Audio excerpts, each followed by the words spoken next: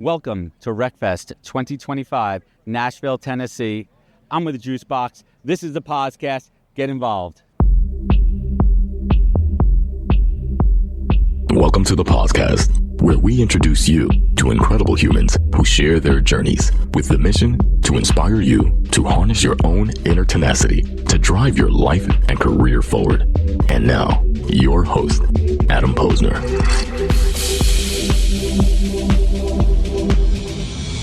Hey everybody, welcome to day one of RecFest Nashville 2025. I'm thrilled to have Tijal Rives as my first guest over here. Hi. Finally. I know. Podcast. Thank you. Thank you for having me. It's been a long time coming, I think. Yeah, I mean, we go way back on LinkedIn and been following each other for a bit. What I love about you is your unapologetic take to speaking what you truly feel is in your heart and in your mind. Whether people like it or not, whether people agree with it or not, you stand by what you say and you back it up. Yeah, I believe that if you cannot change your mind, what good is being a human? And if you don't believe in something, you will fall for everything. I do love that. Have you found in your LinkedIn, listen, there's a lot of trolls out there on the internet, and listen, when you put yourself out there like you do, you're going to get haters, right? And you're going to get a lot of negative comments, and there's lots of keyboard warriors out there, but have you turned somebody from a troll into a friend? I think. No, I've turned people from being friends to a troll, though. Oh, no. We're always trying to change hearts and minds and recruiters at TA, but you're not going to, you said the thing, you're not going to change everybody. And not everybody is meant to be your friend. Not everyone is meant to be connected. But let's talk a little bit about your journey. Yep. And you work at a little company called Amazon. And let's just caveat that Tijal is not speaking on behalf of Amazon right now. Did I say that okay? Yes, you did it great. From a legal perspective, we need to put in this thing right now. No, I think, you did great. So I want to talk about your journey and keep you straight here. You started in recruitment and now you're in product. Let's talk about that journey. Yeah, it was a long journey. When I started at Amazon, I was recruiting product managers, and what I knew about product management at Amazon really intrigued me. So I became best friends with some of my hiring managers, and I started talking to them, and I was like, hey, how do I get to where you are from where I am? And because I had some great hiring managers that I built great relationships with, they gave me the path to get here. They're like, do this, do this, do this. Keep producing the content that you're producing, keep talking about things. And this opportunity specifically intrigued me because I still am in the TA recruiting space, but I'm doing something that I really wanted to do in the product space. So let's unpack that a little bit because I'm curious. So are you working on an internal product that helps with TA? What exactly are you working on? As much as you could share, there's a top secret detail thing there.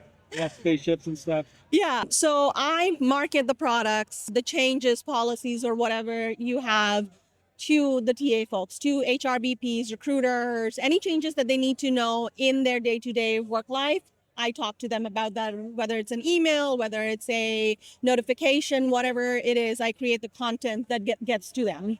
I find it fascinating because any good recruiter, we talked about this a little earlier with ice cream sandwiches, it's being curious. Yeah. And the personal side, being curious and not judgmental.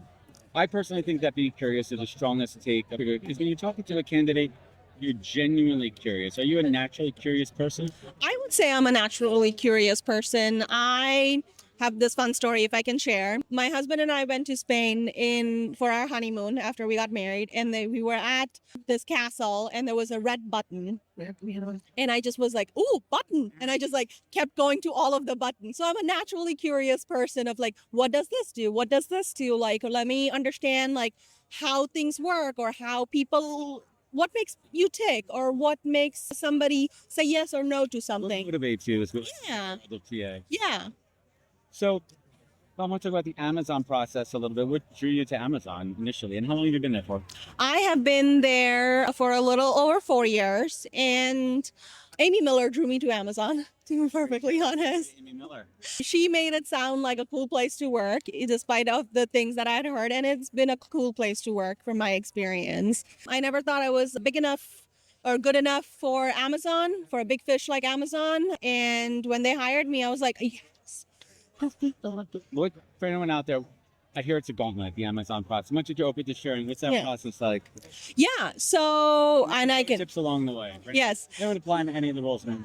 So, A lot of different roles in departments and divisions and subsets and all that. yeah, I'll talk for what I've recruited, which is corporate hiring. Corporate hiring is a beast of itself. You go through a couple different steps. You apply, you likely have an assessment, then you do a recruiter phone screen, a phone screen with the hiring manager or someone of the hiring team, a technical phone screen, and then like the final interview. Now, the final interview is the one that people like is called daunting.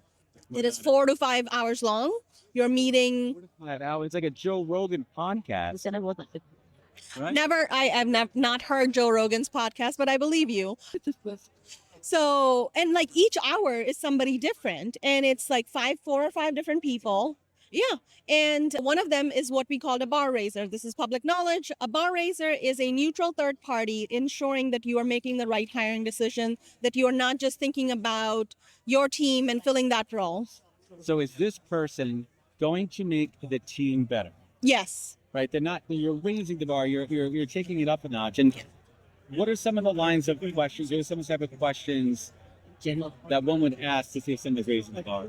So at Amazon, again, public knowledge, we believe that past behaviors dictate future actions. So we asked a lot of behavioral based questions. Tell me about a time when this happened. Tell me about a time when this happened. So it's a lot of like, what have you done? And it's you specifically, not your team, not like anybody else. Tell us about what you've done because we are hiring you and not your team. Fascinating. And did you feel like you had a little bit of an inside track when you're making that move from recruiting over to product? Like, I did. What they're going to ask over here. I did. I'm sure you had trepidation and you had to practice and you had to plan it out of it. Yeah, and I spoke to people that had made career switches within Amazon into the product space, into the program space. And I'm like, tell me how you did it. Tell me what kind of questions I need to prepare for. Tell me about what are they going to look for, right? And I think that is like, I had like a little bit of an upper hand because I was like, I had that available resource, the resource available for me to ask the questions. Yeah. And plus you had the wind behind your back, or the wind, your sail, where you were naturally being migrated into that type of role. Did you ever think you were getting into product? Like your background is in CA. Yeah. But you spend so much time interviewing folks that you got interested because you're curious. That's such a cool pivot. Yeah, I never thought I was going to be into product. I've always enjoyed recruiting. I think we talked a little bit about it. With my ADHD, recruiting gave me enough stability, monotony, and curiosity to do all three, like to be able to balance them. Yeah. Wait, let's pause on that. I want to dig into this one here. You kind of hit the nail on the head. There's parts of recruiting that are monotonous because it's a process. Yep. It's a process from sourcing, from screening to outreach, all those elements in there too, but you need to have a process. Yeah. That's how you stay productive at it. And then you get into the part where the curiosity comes in, which I think interviews. But even at that point, with certain roles, that could become anonymous at times also. And I found as a recruiter, and that's why we're connected, because we're both naturally curious people. The more you learn about a person during that interview, the more you learn about their motivations. And I don't know if you found this too, but I've actually talked people out of first. I have too. No, it's not going to help them the more you talk to them. Yeah, I have talked people out of, especially because I live in Arizona, and when I talk to them, especially when they're trying to relocate, I'm like, oh, it doesn't sound like you are going to like Arizona. And they're like, you are supposed to talk me into this role. I'm like, not if it's a wrong decision for you. Right? Why would I want to do that? Yeah. And I think it's such a misconception out there that, and first we have to separate between agency recruiters and internal recruiters too. Listen, even myself as an agency recruiter, yes, I want to earn that commission. Yes, I want to, get that person into the seat, but not at the expense of them being unhappy, with the client being unhappy, with them having a misalignment. And that really comes down to motivations. Have you learned any tips and tricks along the way during your day of recruitment to really assess someone's motivations? More of a live conversation. Yeah, I see how curious they are. I talk to them about their curiosities, what are they interested in, right? Like I go from a curious perspective, so they become curious oftentimes for the most part. And I will ask them, one of the questions that I ask, especially when people are relocating for a job, I'm like, have you spoken to your spouse about this? No, just gonna sling it on them last minute. Hey, How's babe, happened? it's narrowing down. But I like it here in New York. Yeah. So to find out their motivation, I often talk to them curiously and just ask them why or how or what. Like the WH questions, they're the simplest questions. It doesn't have to be complicated. Ask them the 5 WH questions and you will understand most things. I love that. So let's talk tech a little bit here. What brings you to RecFest? So I am speaking tomorrow. I'm speaking on how the topic is called Beyond the Resume, how AI can change recruiters' life. And my perspective is how recruiters can adopt slowly but surely AI to make their lives better. And I'm going to give you a sneak peek because this is into my exclusive. Talk. AI is not going to replace recruiters. Recruiters that use AI are going to replace recruiters that don't use AI. Yes. So my tagline that I will add on top of it is use it as a tool, not a crutch. Exactly. We could literally just scan around. We're Yeah. gonna do this. We're not gonna pan around here. I see every company here slapping AI onto the back of their Yep. thing here. And the truth is, first question is if you're out there as a vendor, I mean if you're out there as a customer looking, you really need to understand what the AI is. You need to understand the difference between first and third party data. And you need to understand if your company really needs this tool. And more importantly, if we go out and make the investment in this tool, are we actually going to use it and implement it more properly? Exactly. What I find is that so many companies bring it on board and they force it upon their recruiters, and they're like, "Oh my God, is this going to take my job? Are you replacing me with the technology here?" So, all right, let's get into the tech side here. I want your take. We'll do it in a hot take style here. Okay. The good, the bad, and the ugly of the AI tech in general across the board here. What have you seen? From a product feature standpoint, your own product now. Yep. What's working? What's not working? I will say that I will be more general here. The ones that I've seen that are good are the ones that know what their AI product does for the recruiters or for the talent acquisition folks. The bads are the ones that are like, oh, we have AI. And I'm like, what does it do? And they're like, well, it helps you solve your talent acquisition problem. How? What's our problem? Yeah, it goes back to curiosity. I ask them how or what does it do? And they cannot answer that question. And the ugly, I think, is a lot of the ones that I've seen, they're just slapping AI on top of the existing platform. And that's not AI. Chatbots are good, but chatbots are not always AI. So if this then that statement, I think, is where the bad and the ugly comes in. It's just a basic if this then that coding statement that they have implemented. Really true AI. Yeah, and even borderline machine learning that it's not even true. Yep. Not even true AI at that standpoint. No, and the good ones or the excellent ones that I've seen are truly focused on how recruiters can use it, how talent acquisition can use it, and how candidates can benefit from it. Well, let's turn the page on that one too. So, the big topic du jour out there is, okay, if I'm a candidate, if companies are using AI from a screening and sourcing perspective, then why can't I use AI as a candidate? The problem that I see, because I'm an in the trenches recruiter there, is that they're overly relying on these tools to basically take a job description and jam in skills and keywords that they may not have, and that is detrimental to your candidacy. Yep. Absolutely. I will say that is the number one thing whenever I speak to a job seeker. It's not that we don't want you to use AI. We want you to use AI in a good manner. Use AI as a starting point, just like we're using AI as a starting point. And AI has not gotten to the point where we can just leave it be and take the output and be like, okay, we're done. No, set it and forget it, right? No. So, and I think that's where candidates are not understanding that they need to take the output and then continue to customize, continue to develop their resume, their answers, their responses. It's kind of the same about how companies are using it too. It's not set it and forget it. Yeah. It's continuous learning, evolving, iterations, tweaking the system. And that's kind of where I'm at a little bit with the agentic AI. And so, side note, Juicebox has a great agentic AI tool that they use. But what I find, it works for some roles, if you're doing high volume, lower level roles, because you can mass source. Yep. But when it comes to the higher level roles that are more specific and they're more niche, I need to be at the point of hitting the send button, of engaging a candidate to know that they're right. Otherwise, it's my, lack of a better word, reputation on the line. Exactly. And I agree there. When I first got into tech recruiting, one of my mentors took me aside and said, do not confuse Java and JavaScript. You will lose 90% of your tech candidates. Node, React guys, different. Yeah. So I think that when when we're talking about low volume recruiting, the kind that I used to do at Amazon before I stepped into this role, it's a lot about the human touch. It is about, I couldn't send them an agentic AI and be like, hey, answer these questions. I had to speak to them. I still have to speak to them. Some of my friends that are still in the recruiting department and are sourcing, they tell us that there are great tools, but they can't use it because it's a high touch service. You can't use it. I mean, I use a tool like Juicebox to exponentially improve my efficiency from a search perspective, from narrowing it down. But then I'm still doing manual searches because of the level of roles that I'm working. Yeah. And if I'm able to use a tool again as a tool and not a crutch, it's going to make me a better recruiter, so I can spend more time with the human side of it. So I want to switch gears a little bit here. Is a hot dog a sandwich? A hot dog is not a sandwich. That is my hot take. Why is a hot dog? Why not? Because what is a sandwich? A sandwich is anything in between two slices of bread. 2 slices of bread. Hot dog is a single slice.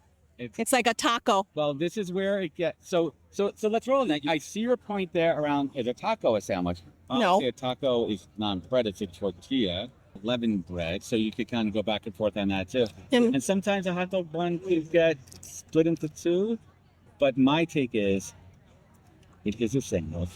Just depends how you look at it. And we could agree to disagree on this one. But all right, let's just Wait.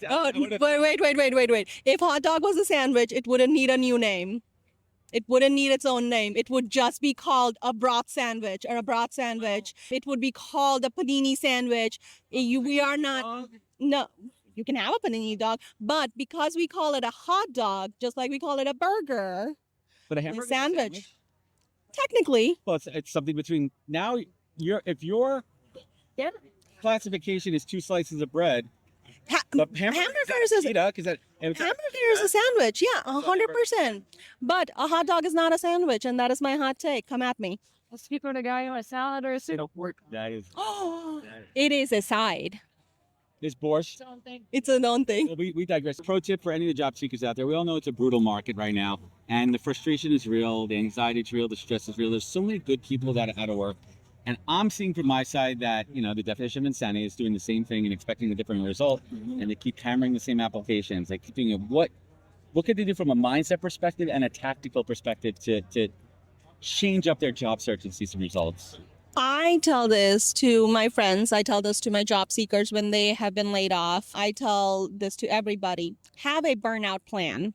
Whatever it is, have a burnout plan. I spoke to a candidate once and she had just found out that she got let go that day. And I'm like, go eat a donut. Go take a walk.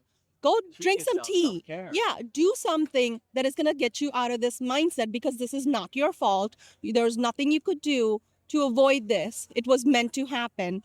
And I tell job seekers the same thing. Have a burnout plan. Doing, like you said, definition of insanity, whatever it is. I'm a non-judgmental person. Go do whatever you need to do to get out of this space of constant rejection, because right now the job search is constant rejection, and you cannot take it personally. I absolutely love it here. So you'll do one more hot take. Sure. Let's go to the hot take list here, because this is a good one here. Open to work ban are hurtful or harmful, helpful or harmful on LinkedIn? They are helpful. LinkedIn's own data tells us that they are helpful. And if you think that they're hurtful, I'm going to be a judgmental person here, you need to find a different career. That's right. Tijal, thank you so much for joining us. Where could folks find you? Where could they connect? Where could they learn more? I'm on LinkedIn for the most part. Follow me on LinkedIn. Ask me questions. I'm going to start posting again here shortly now that I'm past the first 9 months of motherhood. But yeah, find all my hot takes on LinkedIn. And congrats on the new edition. Thank you. How has motherhood changed your perspective on work-life balance? Sorry, I removed that from my vocabulary. I have to correct myself. I will edit that later. Work-life harmony. How do you balance it all? Motherhood has taught me that not everything I thought was important is actually important. And the work is still going to be here tomorrow. Yep. And the most important thing in my life is my child. And she comes first. And my family comes first. And everything else, I will still perform at my utmost capability, but nothing comes before my family or my baby. Love that perspective. Thank you so much Thank for you. joining us. Thank you, Adam. We are back. We're back with Aubrey Cirillo. She's the director of TA at Custom Ink. Welcome to the podcast. Thanks for having me. How long have you been with Custom Ink? Almost 15 years. Whoa, hold the phone there. Did you hear that? Someone's actually been at a company more than 3 years? Yes. Were you always in TA, or is this was this your first job? No, it was not my first job. It was What was my your first- escape from banking. I did not want to be in banking. Oh, wow. And I took a leap and moved across the country to do sales. So you went from banking to sales. What was that pivot like for you? It was fun. I worked an evening shift. I got to sell t-shirt swag to great people and then got to advance my career. I met my husband at Custom Ink. That's Yeah. awesome. So did they encourage workplace romance, or just was there some happy hours maybe? They don't condone it. We moved departments, Right. and we both are still there. He's been there almost 20 years. That's incredible. And what do you love about working at Custom Ink? The people. Okay, let's double down on it. Yeah. What specifically about the people? They are very inspiring. They're willing to listen and lean in and help others develop and evolve. And they genuinely care about what we're doing and what we're putting out in the world. So you've been in TA for how long of those 15 years? 6. So you're relatively new. So how did you and why did you pivot from sales into recruiting? I felt like I could have more impact in bringing talent in to make an influence on what we're doing. I mean, at the end of the day, it's t-shirts, it's fun, it's not life and death, but Still a company that needs to staff with the right people. and we're doing it to bring people together, right? You want to be connected to something, and swag helps that. How did you learn the art and science of recruiting? Trial and error. Like most of us, we F around and find out, right? Yes, absolutely. Yeah, you read people. What was the most surprising part? Like we have a lot. It's like, right, keep me straight here. It's one of these professions that everybody thinks they could do because they've had a job before. But what was that misconception that got demythed once you got into the role? You have to be able to sell at the end of the day. It's a sale. It is a sales job, but it shouldn't have to be a hard sell. It should be storytelling along the way. Genuine. You have to be authentic and understand what matters to the other person on the other end. And it's really about understanding motivation. So, did you have a mentor? Did you have someone to show you the ropes? Shout out. I did. Yeah. I would say Isaac Johnson helped me really learn how to read people, how to ask the right questions, how to listen, and then tell my own story back.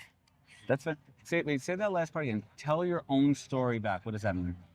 Share what, my learnings, my failures, understand the opportunities I've had and how to empower myself to leverage that and not rely on someone else to do it for me. Oh, that's a good one there. So let's talk Yeah. a little bit about role clarity. How do you make sure that hiring aligns with a real business goal and not just filling seats? Yeah, I challenge my managers to tell me if they weren't in the role, how their business area would fail. Like, why are they actually important? What are they going to drive? Because we're not just filling seats. Right. And you have to change. Let's take a step back. How many recruiters are on the team? 2, Okay. Generally speaking, on average, how many open recs do you have? 20 to 40. Got it. And are those roles a mix, I'm assuming, between production, corporate, marketing, sales, a little bit of everything? So Yeah. do these recruiters have to recruit across all of the roles, or are they specialized? Across all. And so let's keep that line of questioning going. How do you coach your team to be able to pivot? One minute I'm talking to someone who's in production versus someone who's in marketing versus someone who's in tech. Yeah. hard within It is. internal It's a lot teams. of context switching. I really encourage them to shadow team members that are in the role so that they can actually speak confidently about what the day in the life will look like and the work looks like versus just reading the job description. Anybody can do that. Well, it's such a competitive advantage too about being in-house versus agency. You can experience, you can sit side by side, or if it's done remotely, Yep. really shadow somebody and you know what their day-to-day is like. So when you get on the phone with those candidates, you could tell the story. Let's talk a little bit about sourcing. What's in your current tech stack from a sourcing perspective? Yeah, so we have LinkedIn. We use Gem. We use just kind of like the AI tips and tricks behind the scenes to do some outreach. We do a lot of confidential rec posting. So we use our network, our senior leadership team will reach out and we try to use that. We tap into our investors, like our board of investors, to tap their markets and reach. And we found that, especially now when you open something, you're going to get thousands, and the power of networking is so much stronger. It's such an interesting time that we live in because in some states you have to post a job even if you're hiring internally. But what is happening now, there's so many folks that are out of work, plus the advent of all these auto apply, that it's cumbersome. So companies are looking for ways to be more strategic and more intentional with hiring than just a job posting. But at the same time, you want to be fair and equitable to open it up. It's a tough balancing act. Where do you kind of stand on this? I'm always pro like the broader the net, the better, because there's always hidden gems in there. Isn't that creating more work for your team to sift through all the applications? Yes, and we're leveraging AI to help us pinpoint, keywords or skills we're looking for, but never screening out, like we still have the human touch in here. We're not using it to disposition anyone automatically. How are you ensuring that you're using the tools to give more time for that human connection? We're tracking, like we're using metrics to track and understand how long someone's sitting, how long, someone is waiting for a response, and being able to gut check that through the process to say like, AI said this skill was strong. Is it pulling through? Is everyone on the interview team feeling that or not? And then course correcting. These episodes of the podcast, recorded live at RecFest 2025 in Nashville, Tennessee, are brought to you by our friends over at Juicebox. Juicebox helps teams win the talent war, the leading AI recruiting platform that understands who you're looking for. Today, Juicebox is powering hiring at 3,000 plus customers, including Ramp, Perplexity, and Quora. Level up your team with search, CRM, and agents. Try it for free today at juicebox.ai. Let's talk about course correcting. When was the last time that you either tried something or had a hypothesis that didn't work out, and you're like, you know what? I tried it, it didn't work. Let's pivot. Yeah, we tried some outreach with the texting, and you would think it'd be great. We didn't master the outreach messaging piece, and it all went to like spam, or people thought it was fraud. Right, it's report as spam, unsubscribe, and that is it's thinking the unsolicited text. It could go either way because you don't know if it's real. Like if I got a text from a recruiter, I'm like this is bullshit, right? Like this is just not real. Let's talk for a moment about scalable hiring and how do you scale hiring without losing that personal touch? What we're talking about. Yeah. How do you give your team the time to infuse empathy, to infuse the human side of it? We've been leveraging the actual teams that are hiring and asking for their support. If they're prioritizing the talent that they need in their teams, we're skilling up them to be part of our team and ambassadors so that if it's a volume-driven role, that they can step in and also be a recruiter screener as needed so that we're not wasting time. And if it's important to them, their leaders are making it important too. Not on my list of questions here. I was talking about it with Heather Colvin, a past guest I had on this morning. How do you ensure the communication and trust between the talent team and hiring managers? Because there's always been that kind of riff, and obviously the best teams are the ones that are in sync. Yeah. We meet with our teams even when they don't have a hiring need.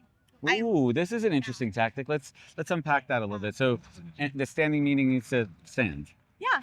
Because you don't have a role, you should be understanding what's happening in the business, what's coming know. down the pipeline. Exactly. What's on their roadmap? What's the biggest project? What's their recent win? Where are they having challenging pain points? What do they think the next growth opportunity is? So we can also pipeline and think ahead for them and be a business partner. I love that. Like empowering your recruiters to be more ingrained into the business. And it goes to the job title that I love of the last few years, which is HRBP. Like, how do you enable your recruiters to be more strategic? How do you empower them to be part of the business, that they're not just filling seats? Aubrey, let's talk a little bit about equity and accountability. What are some of the practical ways you're driving fairness and accountability in hiring decisions? Yeah, we are making sure that our leaders are continuously tapping into their own unconscious bias and having those really hard conversations. We're asking why they're saying no and digging deep if they're not clear. If they can't put words to it, there's probably a problem behind that. And then putting different candidates in front of them to really challenge and compare and contrast so that they are seeing the differences and kind of calling out their pain points. That's a real interesting one too, kind of doing like it's almost like a blind taste test. Yes. Right? And really seeing if unconscious biases, we all have it. It doesn't mean you're inherently a racist or a bad person.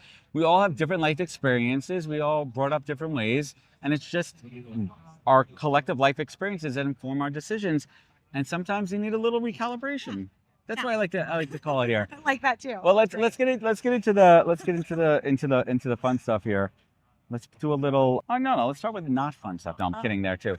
What secret weapon boosts your productivity as a recruiter? Ooh, that's productivity. a good question. Well, the productivity. I don't know. I think it's really protecting my time, like being really strategic and like giving myself the space to do the work. Because that, if I let the calendar control me, my work doesn't get done. It really is about time management. I learned this from Dave Meltzer, to be a student of your calendar.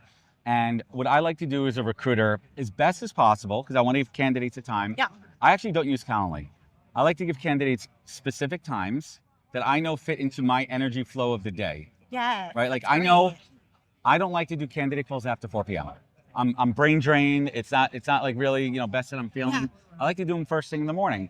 If it works for them, great. But now I'm controlling my time, and I like to stack them. Yes. Then I'm in the call zone, right? Yes. It's boom, boom, next one, and I'm using all my tools. I'm using all my note takers at the same time, and then I could shift and time block sourcing. I could time block admin. I could time block my things there. So let's do hot or not to wrap it up here. Open to work banner, helpful or harmful? I think it's somewhat helpful, but I also think the best candidates aren't the ones always looking, or they're not willing to put it out there. Mm-hmm. And so I think sometimes you find people that are more willing to listen and learn and realize they're ready for a new opportunity. Ooh, I like that. What's harder, sourcing or closing candidates? Sourcing. I think It's a because chicken and egg question. I think sourcing is in the sense that you got to be able to hook them, or you get more like false responses or ghosting. Whereas like, I think if you're already got them on the hook, you should be selling the whole way. So a closing should be easier. Always be closing, ABC. Always. Internal referrals, yay or nay? That's a mixed bag. I think everyone thinks their people are great, but then the skill set isn't there. Like great people know great people. What if your friend's a jerk? They don't always have the skills. So You don't always have those skills. yeah, AI interviewing, yay or nay? I'm testing it. So I'm still on my verdict, not in yet. Verdict is not in yet. And last but not least, is a hot dog a sandwich? I don't like hot dogs. And there you go, folks. Aubrey, where can folks find you? Where can they connect? Where can they learn more? I'm on LinkedIn. You can check my profile out. I'm also available if you just reach out at careers@customing.com. Aubrey Cirillo, everybody. Thank you for joining us on the podcast. Thank you. Awesome. Everybody, we have a full circle moment here. And I love full circle moments because we close the loop here. I'm here with Heather Colvin. Heather, officially, welcome to the podcast. Pleasure to be here. Absolutely a full circle moment. A couple years ago, we got to meet in real life. That for me was Beacon. such a highlight for me. And I even No one's went ever back- said that, by the way. Oh my gosh, I went back and told my family about it. It is still a story that my son reminds me of, that whenever I'm having days when I'm just not sure, he's like, you remember that moment that you met that guy at VCon and how excited you were? He's like, maintain that energy. I wish my family got this excited to see me as Heather does. So Heather, tell everyone who you are and what you do best. Yeah, so Heather Colvin, senior technical recruiter. I work for a company called Smart Data. We're a software consulting firm. We help clients. We have an in-house development team. We project them out to clients for project support. And then additionally, I help clients hire, whether it's contract to hire, or direct hire, all throughout the U.S. Well, how long have you been in the space for? I've been in this space for going on 7 years now. So I'm almost a decader, which is going to be exciting. I just hit mine last year. I was like, I've been recruiting for a decade. I've been doing this longer than I've done other jobs for. Yes. What drew you to this? Sorry, what did you do previously? Yeah, so previously I was in a tech support role. Mhm. And so I just kind of, what I think helped me with my pivot into recruiting is tech support is very high volume of problem solving and really thinking outside of my own narrative to understand the end client's needs. And so that has allowed me to transition over. And so I didn't know at the time when I did a career pivot, I was actually laid off from the company I was at for almost 11 years. And that's what generated the career pivot. But at the same time, I'm a faith person. So I was praying to God, I want to be put in a place where my creativity has no ceiling. And I was doing, it's actually on my Facebook, like years before I even landed here. And that memory pops up. And here I am in a career, no creativity ceiling, and I'm doing my thing. I've never thought about it like that. Let's dig in a little bit. There's no creativity ceiling in recruiting because we have an end goal. Mm-hmm. How you get there, aside from the technical elements, that's up to us. How do we unpack a candidate's motivation? How do we assess if it is a good, and I use the word fit loosely here. Everyone knows I don't like the F word, but meaning like, is it the right role for them? And also being able to tell them, you know what, I like you, but this role is not right for you because I don't want to push you into something that you're going to be miserable at. Absolutely. But having the creative bandwidth to get down that road and to get to the finish line one way or another. Right, the creativity and the outreach, the creativity and the conversation. Recruitment marketing, putting yourself out there, talent 100%. attraction, right? Yeah, absolutely. And that's why we're all here at RecFest. You know, this is to expand our creative thought. What are we not thinking about that we Hi, should ladies. be thinking about? And, you know, where should we expand from there when it comes to creating even more success within our own funnel, our own pipeline? Love it. So let's get technical here. And you talk about bridging the trust gap between recruiters and hiring managers. I'm so glad you brought this up Let's take a step back a little bit. This is a systemic problem. It's not every company, it's not everywhere, but there is that gap. If anyone out there, what is usually that disconnect between the recruiter and the hiring manager? Yeah, absolutely. It's the shared knowledge aspect. It's why we need to take time to be intentional about understanding the department that we're supporting and their why, and really making sure that we hone in on what they're doing from a true technical perspective. And that doesn't just mean technical recruiting. It means technical as in, if you're in finance, what are the problems that they're solving within their department? How are they doing that? Where do they start? Where are they going? What are they doing today? And being able to have that type of layer of communication so the hiring manager has trust that you understand what to do with it and then how to support it. What are some on-the-ground tactics to build that trust between the recruiter and the hiring manager? So we're in a blessed state right now where ChatGPT was launched, and that's my go-to now. I used to have to feed through Google and hope I find a credible source that was going to give me good information, or I would actually go interview with people that I would hire for just to get knowledge gap. Right, that's how I learned about jobs too, by interviewing candidates and being open with them. This is what I know. This is what I don't know. Can you help me close this knowledge gap? Why does this work? How does this not work? And so what I get to do now is be proactive in that. I go to ChatGPT and I prompt it to help me better understand what it is that I'm doing, and it closes my current knowledge gaps. And then I still get expansive on those because I'm in the weeds. Heather, how do you trust and verify when you're using GPT? I trust and verify during my call with the talent. Using that to fact check. Using that to fact check what I learned from ChatGPT. That's a pro move for anyone out there. Like, utilize the tools. Obviously, trust, then verify, because it's not always exactly correct. Correct, because it's still learning, right? It's being fed. Yeah, the machine is learning. The information being fed to it sometimes isn't reliable, which is why when Google took off, right, we found credited websites, credited sources. Same thing with ChatGPT. It's not being governed where it's all credited information being poured into it. So you still have to do your work on the side to figure out who's a credited person I can go to fact check the information I just found. Love it. And let's keep talking tech for a little bit. What tools are you using for sourcing right now? What's in your tech stack? Oh, my tech stack is simple, guys. Like, I literally. Have you tried Juicebox? Oh, yes. What about? Have you tried Juicebox? I haven't tried Juicebox. I was looking at what they offer. I'm very interested to understand and explore because I know a lot of folks are. And so they're not in my stack yet, but we are exploring to expand our stack. Yeah, so talk to me. What are you using? Have you evolved? Yes.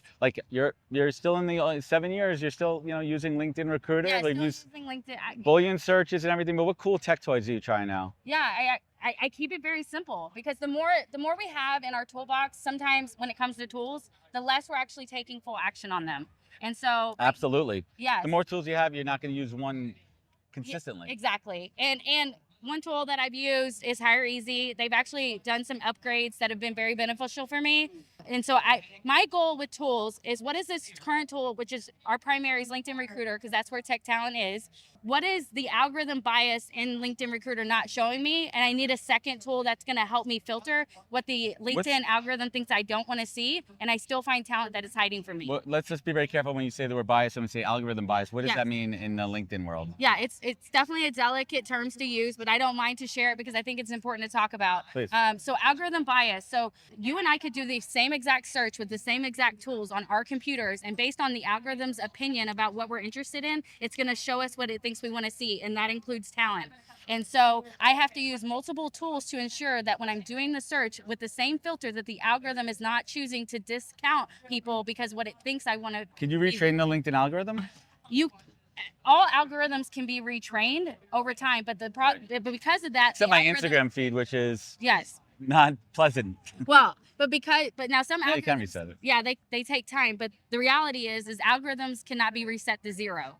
So no matter what, it will always know a previous history of you, which is why it's very important that when you're entry level into this space, to be really intentional about how you set yourself up for the long game. The internet does not forget. Let's talk about the 72-hour pipeline rule. What is that? Yes, I love my 72-hour pipeline rule. So I implemented this. I started building this out probably a year and a half ago. And my goal is that when we go into the intake call, that we're very intentional about asking really great questions. And the best way to build trust, going back to that with hiring managers, is to then go take immediate action based on what they gave to me. I give myself 72 hours to present qualified talent in front of them. And that way we can decide then, do we pivot into a different direction, or do we go, or we stay on this course? So that way my team's not wasting time on our actual reactive outreach. And it makes everyone, listen, there is the speed component in recruiting. Yes. It's speed to market, speed to candidate. Listen, you have to assume for any active candidate, not a passive candidate, that if they're interviewing with you, they're interviewing with your competitor. 100%. Like if they're actively on the market, you're not the only game in town. Yeah, you're not the only conversation they're having. And also even being transparent with that. Anytime I get someone on the conversation, let's say I'm partnering with a client that uses multi-firms, I'm upfront about that. You may have already spoken with someone about this, but let's go ahead and have a conversation anyway. And so, yeah. Yeah, Heather, let's take a look around here. What's been exciting you about RecFest? Any particular speakers? Aside from me, anything? Yes. Well, of course, I was super thrilled that you were coming to this year. You weren't here last year. It was super bummer for me. It's my wife's birthday. I can't do that. So I did tell my son about it, full circle moment. And so, yeah, I'm excited to go back and tell him and even show him this because he saw the first one. Right. And yeah, Erin Matthew is speaking here today. I really love what she's done. My interest right now is talent acquisition is shifting where we're expanding in the roles that are within our ecosystem. And so we're going into TA technology, a TA researcher. What does that mean? And so I'm curious, like what else is available for us outside of just a sourcer, outside of just the recruiter, right? And so these technologies are opening up our department to get even bigger. I love that. So let's finish up with some hot takes here. You ready for some hot takes? Let's do some hot takes, hot takes, hot takes, hot takes. Open to work banner on LinkedIn, helpful or harmful? I used it, helpful. What's harder, sourcing or closing a candidate? Sourcing. What's one interview question you secretly hate asking? Secretly hate asking. Oh my gosh, that's a great I love every question that I ask because otherwise I wouldn't ask it. I think it depends. If I don't feel that I built the trust in the process, I do secretly hate asking about what compensation do you need based on the role requirements in order to move forward with this. That's how I ask it. Yes. That's Yes. how I frame it there too. AI interviews, yay or nay? No. Why? So here's my thing. Quick, why? Yes. We always think about it from the company advantage point. We don't think about it from the candidate advantage point. We think this is just one for us, but it could be 50, 100, 150 for them. And if we're not providing feedback and giving them a value in return, we're exhausting them mentally and creating a heavy fatigue that we're not ready for on scale. I completely agree with you that when using the AI interview tools, it has to be that two-way relationship that irrespective if you get the role or not, we're going to give you the feedback from that so you can use it. You're giving us the time. There's a value pendulum. And last but not least, Yes. Heather Colvin, is a hot dog a sandwich? Sandwich. You're here, folks. You heard it here first. Heather Colvin, where can folks find you? Where can they connect? Where can they learn more? Yes, you can always follow me on LinkedIn. That's where I spend most of my time. I do hang out on X. I do like to do X Spaces. So if you're an X person, come see me there too. But yeah, LinkedIn, Heather Colvin, Smart Data. I have a baseball next to my name. Come find me. There we go. Baseball next to your name. Why? Yeah, so my passion in life is actually to run a youth sports fundamental program on mental health and neuroperformance. And so my son plays competitive tennis in a year and a half when he's done, and I can finally go pursue my dreams. I plan to get that launched. It's called The Other 99 Athletes. I plan to focus on the 99% and not the top 1%. I love that. That's Yes. awesome. Doing good at work, outside of work. Heather Colvin, everybody. Pleasure. Thank you so much. Thank you. What's up, everybody? It's day 2 here at RecFest, and I thought, what better way to kick it off?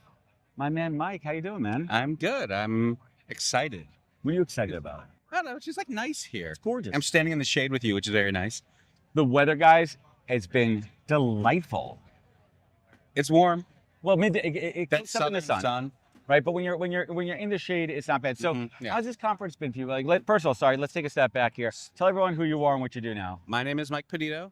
I am a full-time content creator / author / podcast host / whatever pays bills.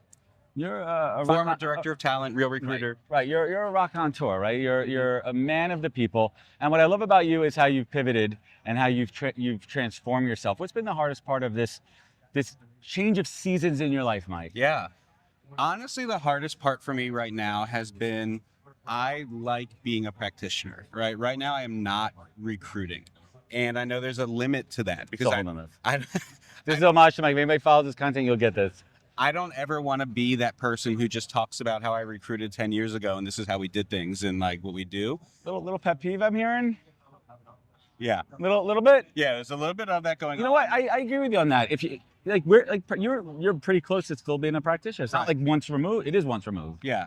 So that's the thing, because like even at an event like this, sometimes everybody's like, okay, no, I don't really recruit right now, so I'm going to catch more of that. But that's been the transition, and then just figuring it out, right? You know what it's like. You go off on your own. You have to test and learn. Yeah. You have to test and learn. And I think that's one thing. And you also have to be open to, when you put yourself out there, you have to be open to criticism. You have to be open to the trolls, because, listen, I've heard this before. I don't know if you agree with it. If you're getting trolled, it means you're doing something right. Yes.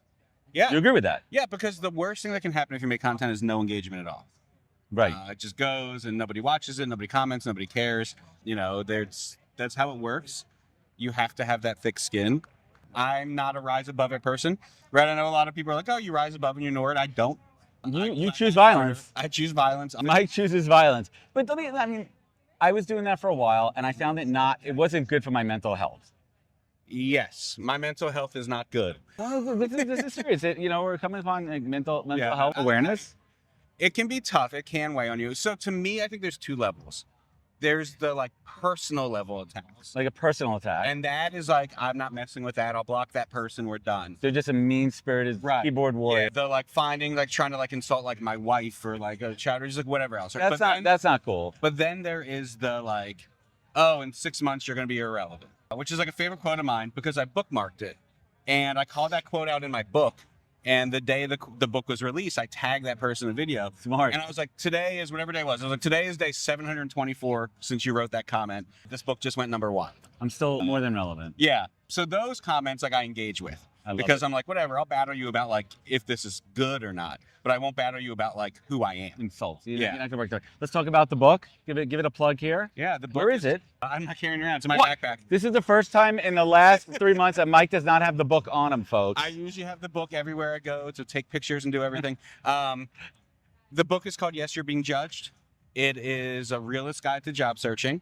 It is written from the perspective of somebody who has been like on the job market within the last few years, built hiring processes at companies, and seen all the things that happen. It's a full 360. Yeah, it's the full kind of like, I tell stories of my real job search in it, and then also tell stories of what I was doing on the other side. So there's like one of my favorite examples in the book is like, I show during one of my unemployment spirals this full email chain that I was sending to a hiring manager for this job I was like desperate for. And it's like 17 emails over like a 9-day span. Unbelievable. And like at the end, I was just like, I didn't get this job. And like none of you reading this would give me the job. Like you all think this is pathetic, but you're also probably doing this. Like we're all guilty, guilty as charged. Yeah. What did you learn about yourself in the process of writing this book? Is it cathartic? Yeah. Stressful? It wasn't stressful, and I think what made it not stressful was, it's independently done, right? We just like did it like through the Purple Acorn Press and through friends, and like there was no deadline. There was no publisher being like, where is it? Yeah, so I never felt stress. When I wanted to write, I wrote, and when I didn't, I'd go a week at a time without touching it. When I would think of something in the middle of the night and write it in my like notepad that I wanted to make sure to put in there. But yeah, it was cathartic because I thought back through like good and bad moments from my career and lessons I learned, and thought about you're revisiting them, and it's also paying it forward. Mm-hmm. We've all been through it before, and it's an interesting perspective because everyone around us here, even though they work in TA and HR, they've had to apply for their jobs. They were candidates. Yes. So you would only hope that they would want the best experience, but that's not always the case. And I can't always fault the individual recruiter. I think you have to go up the food chain a bit, and obviously look at leadership. Yes. Right? If hiring is not a priority in your company, that's going to waterfall down. It's not even going to trickle down. If they don't give a shit, why should the recruiter give a shit?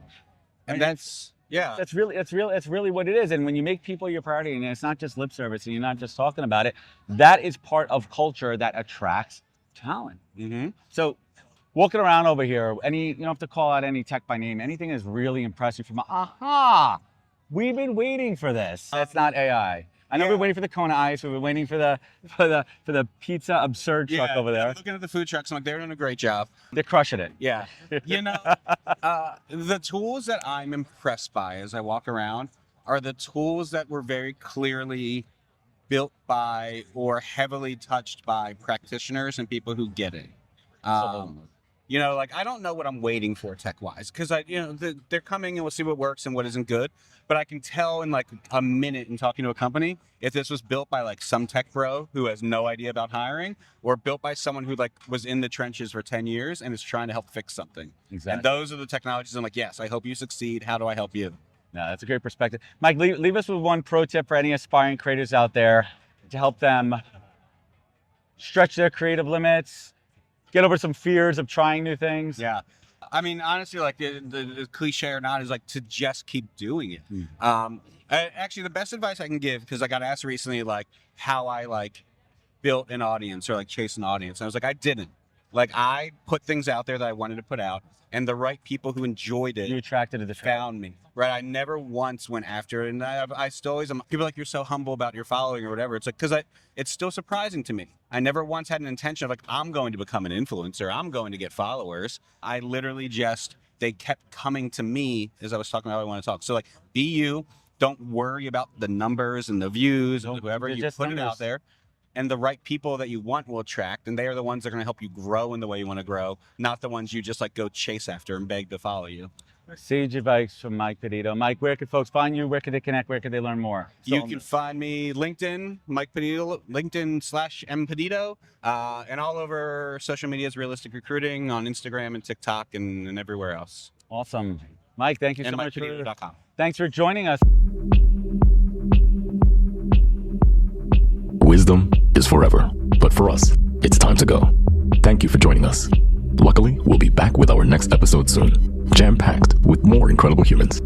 Thank you for listening, subscribing, and sharing. To join the conversation, search the Podcast on LinkedIn. And to catch up on past episodes and more info, please visit www.thepodcast.com.